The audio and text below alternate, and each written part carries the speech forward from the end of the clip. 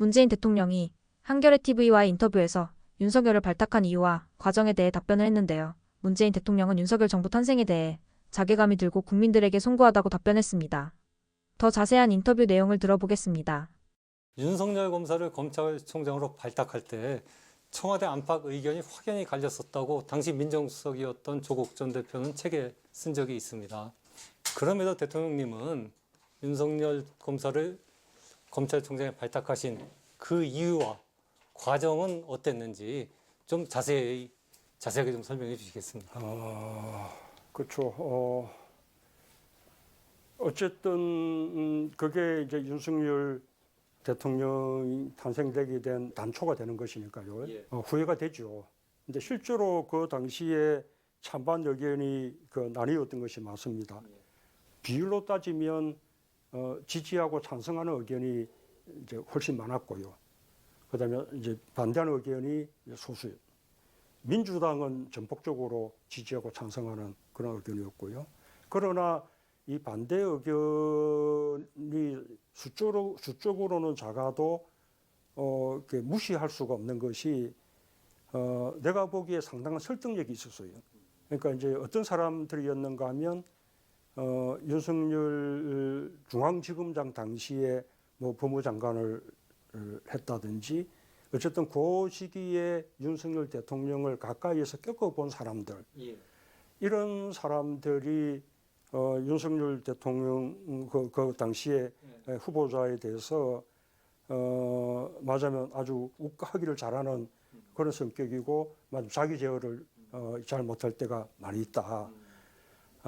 그리고 맞으면 윤석열 사단이라는 말이 나올 정도로 자기 사람들을 이렇게 아주 챙기는 그런 식의 스타일이다. 이런 의견들을 이게 나중에 보면 다 사실로 그 말이 맞는 것으로 나중에 다 확인이 됐죠. 어쨌든 가까이서 겪어본 사람들이 겪어본 바에 의해서 말을 하는 것이기 때문에 사실은 인사에서 그런 의견이 중요하거든요. 그러니까 반대가 수는 작지만 충분히 귀담아 들을 만한 그런 내용이어서 그러나 이제 뭐 다수는 지지하고 찬성하고 그래서 이제 많은 고민이 됐죠. 그래서 당시에 이제 검찰총장 후보가 4명이었는데 그 4명 모두를 조국 수석이 직접 다 한 명 한 명 인터뷰를 해보고 당시 우리가 가장 중요하게 생각했던 검찰 개혁에 대한 그 각 후보자들의 의지나 생각들을 확인해보는 그렇게 이제 하기로 했는데 이제 조국 수석이 4명을 다 이제 만나본 그 결과 나머지 3명은 전부 검찰 개혁에 대해서 반대하는 의견을 분명히 이렇게 밝혔고 윤석열 후보자만 나중 검찰 개혁에 대해서 지지하는 그런 이야기를 했다는 겁니다. 그래서 이제 최종적으로 2명으로 이제 압축 시켜서 고민을 했어요. 다른 한 분은 조국 수석하고 같은 시기에 대학을 다니기도 했고 또 우리 정부에서 검찰 고위직을 하면서 조국 수석하고 인간적인 관계도 나쁘지 않고 소통도 꽤 잘 되는 그런 이제 관계였는데 유감스럽게도 그분은 검사로서 검찰 개혁을 찬성할 수 없다라고 검찰 개혁에 대해서 분명한 반대 의견을 말했다는 거고 맞으면 이제 검사 마인드가 강하다는 겁니다. 그 다음에 이제 다른 한 사람이 이제 윤석열 이렇게 소통에는 좀 불편할 수 있지만 그러나 검찰 개혁 의지만큼은 어쨌든 간에 좀 더 이렇게 긍정적으로 했고 실제로 또 윤석열 후보는 중앙지검장 할 때 그때 검찰 개혁에 대해서 그때도 좀 호의적인 그런 태도를 보인 적이 있었어요. 그래서 이제 놓고 이제 고민을 했죠. 지금 생각하면 그래도 조국 수석과 좀 소통되고 관계가 좋은 그런 쪽을 선택하는 것이 순리였는지 모르겠어요. 그러나 이제 그 당시에 내하고 조국 수석은 검찰 개혁이라는 데 너무 이제 어깨에 힘이 들어가 있었다 할까? 거기에 너무 꽂혀 있었다 할까? 뭐 어쨌든 그래서 다소 불편할 수 있어도 하고 이제 윤석열 후보자를 선택을 하게 된 건데 맞아면 이제 그로서 그 이후에 굉장히 많은 일들이 생겨났기 때문에 예, 그 순간이 조금 두고 이제 그 후회가 되죠. 정말로 참 못하고 수준 낮은 정치를 했는데 우리가 이제 이런 사람들에게 정권을 넘겨줬구나라는 그 자괴감 그런 게 아주 크죠. 그런 모습을 보일 때마다 좀 국민들 한테 참 송구스럽고요. 거기다가 이번 이제 탄핵 계엄 사태가 생기고 나니까 정말로 이 자괴감이 이루 말할 수가 없고 정말로 좀 잠을 자기 수가 없을 정도로 국민들의 송구한 마음이에요.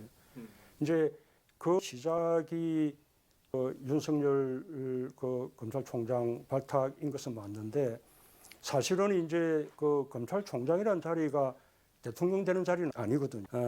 그런데 그 이후에 윤석열 당시 검찰총장에 대한 어떤 징계 과정들이 매끄럽게 잘 되지 않고 엉성하게 되면서 거꾸로 이제 굉장히 많은 역풍을 안고 그 바람에 이제 윤석열 또 검찰총장을 정치적으로 아주 키워준 거죠.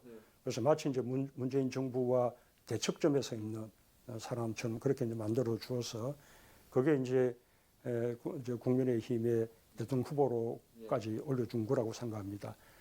그런데 그것도 또 끝이 아니라 더 이제 유감스러운 것은 사실 지난번 대선이에요. 왜냐하면 이렇게 윤석열 어쨌든 후보가 지난번 대선 과정에서 이미 보여줬어요. 아니 이 사람이 맞아면 유능한 검사일지는 몰라도 정말 대통령 자질은 전혀 없는 사람. 뭐 비전이나 정책 능력 같은 것도 전혀 없고 준비도 전혀 되어 있지 않는 사람이라는 사실이 그때 이미 드러났거든요. 그래서 처음에는 손쉬운 상대로 여겼어요. 맞아면 우리 쪽 후보가 이런 비전이나 정책 능력 이런 부분들이 훨씬 출중하기 때문에 쉽게 이길 것이라고 그렇게 이제 생각을 했는데 아마도 비전이나 정책 능력을 놓고서로 경쟁하는 그런 이제 선거로 갔었다면 당연히 그렇게 됐을 거예요. 역대 그렇게 해왔으니까요. 그런데 그렇게 흘러가지 않고 극심한 네거티브 선거에서 마치 비호감 경쟁인 양 그렇게 이제 선거가 흘러가 버렸고 이제 그 프레임에서 벗어나지 못한 것이 폐인이 되고 말았죠. 어쨌든 그렇게 전 과정을 통해서 우리가 뭐 후회하는 대목이 여러 군데 있지만 총체적으로 이 윤석열 정부를 탄생시켰다는 것에 대해서 우리 정부 사람들은 물론 내가 제일 큰 책임이 있을 테고 그에 대해서 우리가 자유롭지 못하다고 생각합니다. 국민들께 송구스럽죠.